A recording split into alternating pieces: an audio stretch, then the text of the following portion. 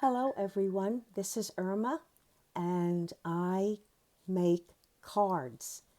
And what I'd like to do today is to show and share with you a lot of the techniques that I have uh, made my cards with.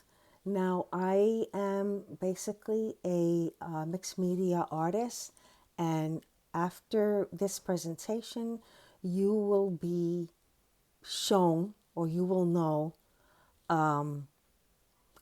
all the different types of techniques that I have used.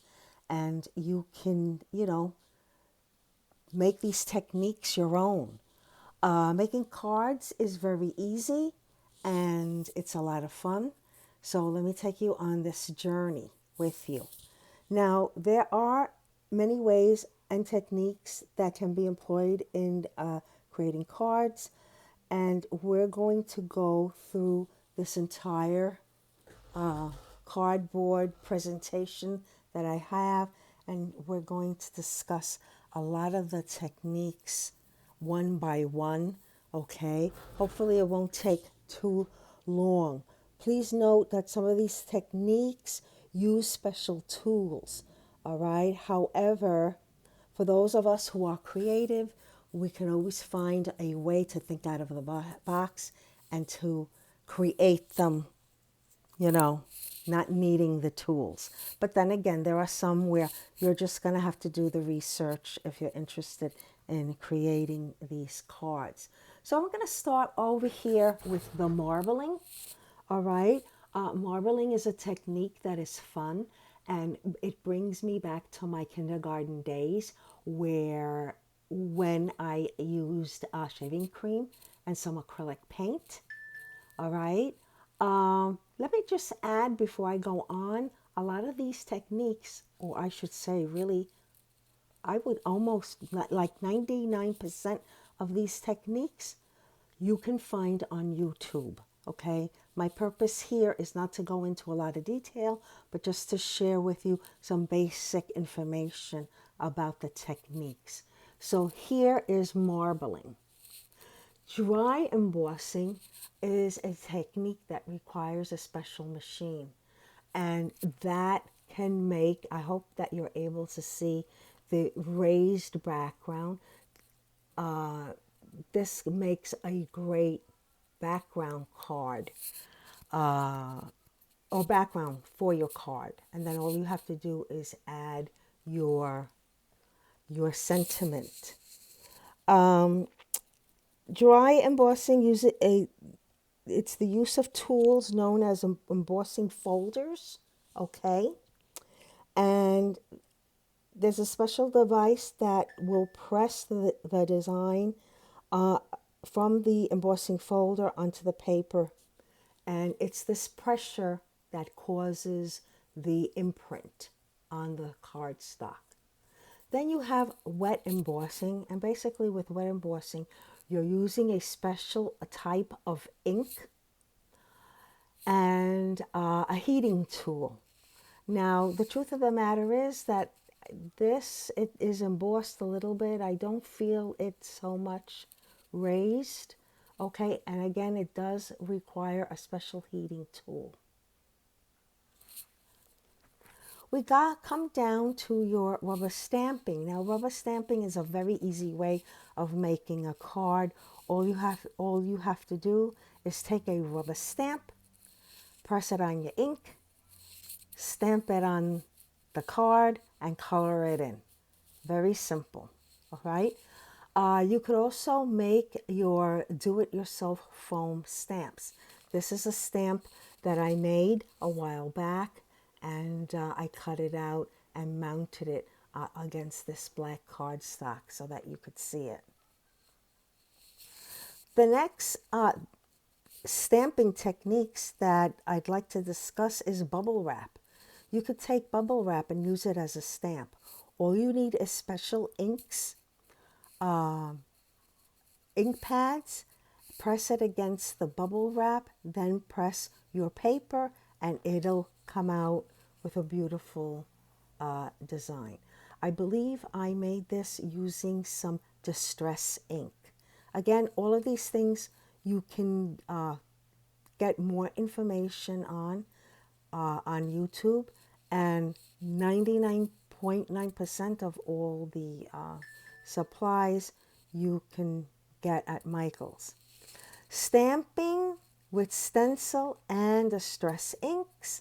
Again, this was a stencil. I took the distress ink and I pressed it up against, dabbed it on the stencil and pressed the paper onto it, and I made that design. Again, these are only little tidbits. Picture this entire thing on a card, and all you need to do is add your sentiment and you're good to go. Stamping with an embossing folder. Now, I'm sorry, I'm not prepared. I wanted to show you what an embossing folder is. But what I could do is I could make I could take a photograph and somehow on Facebook or wherever, post it there so you can see what a embossing folder looks like. All right, again, same thing. You take your ink pads and you stamp, really, the ink pad. You apply the ink from the ink pad onto the embossing folder, and then once you finish doing that, you press your cardstock and it comes out with the pattern. Just want you to take a look at this, and then I'm going to quickly go up. Whoop. Okay, whoops. There we go. It's the same pattern. It's the same thing. This is the dry embossing. Okay, and then this is, the stamping with the embossing folder. Another technique that's a lot of fun is making your own carved stamp. Now, these little stamps, and again, I'm sorry if I'm shaking too much. These are really like erasers, okay? And with a special tool, I'm able to gouge out a lot of my, parts of the eraser. I did it on both sides. Okay, and again, using some black ink, I rotated my stamps to make a pattern. And this is another way that you can create a card. Styrofoam stamping. Oh my goodness. Do you know that you could use that styrofoam tray that the meat comes in from the supermarket? You just have to make sure that you really wash it well with hot soapy bleach water, okay, and scrub it good. You don't want any crazy germs, growing. And then you take your pen and you just make a design, and then after that, with an ink pad or a water-based magic marker, like the Crayola ones that the kids use. You could use one of those things, and then you can make pretty designs. So this is styrofoam stamping. Okay, another thing from the past. Kindergarten, finger painting. Who didn't love finger painting in school? All right, I finger painted it, and then I think it must have been a stylus, and I just made my designs. Cutting shapes from scrapbook paper. Okay, that's another way that you can make a card. You don't have to worry about any paints or making a mess. Just cut whatever shapes out. You can do fuzzy cutting, or you can use special tools that are paper punches. Again, if there's anything here that you would like more information on, please reach out to me. All right, I'm going to leave my email address, and you can, I welcome questions. Now, texture foam stamping. This, okay, is a piece of foam that I bought at Michael's. Actually, it comes in a big sheet, and there were a variety of different impressions, different designs that are, I guess, embedded in this foam. And all I did, again, was take the water-soluble Crayola markers, and I drew on it. I may have spritzed it with a little water, and then I pressed it up against my paper, and this is the pattern that I got. Scrapbook paper, regular scrapbook paper. There are a lot of beautiful designs out there. All you have to do is go to Michael's, and there are dozens of different patterns and designs, and you really let somebody else do the artwork. Very simple. But of course, when you are a creative person, you want more than just gluing pretty paper on cardstock. A stencil. Who doesn't love a stencil? I have two stencils here. This one, I was able to apply my paint, my color, in the holes of the stencil. Here, I've taken the same stencil, but instead, I painted the stencil using, again, ink. And sometimes if you've noticed, I kind of hesitate only because I use so many different paints. Sometimes I'm using ink pads. Sometimes I'm using magic marker, acrylic paint, watercolors, who knows? And I forget how I create things. That's the only thing. But hey, you live and you learn.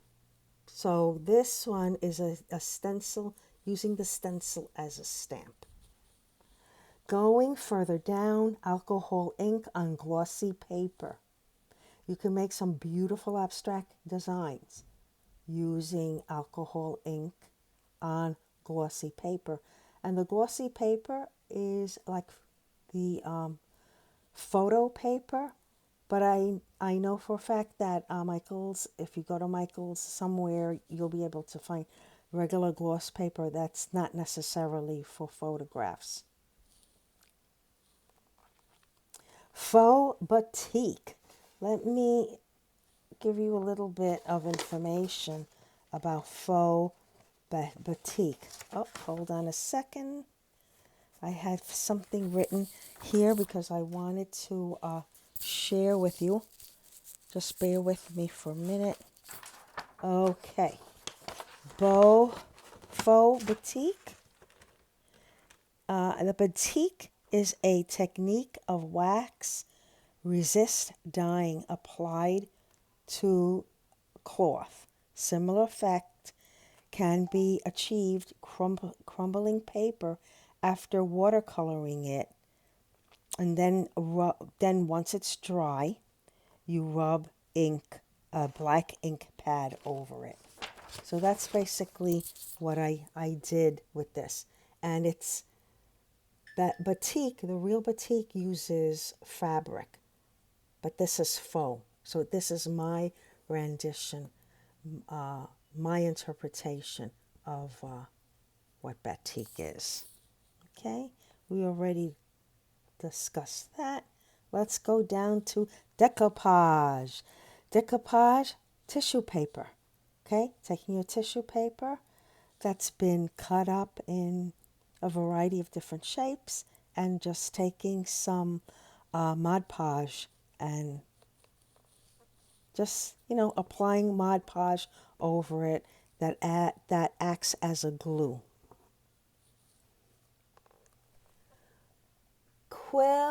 Paper quilling. Everybody remembers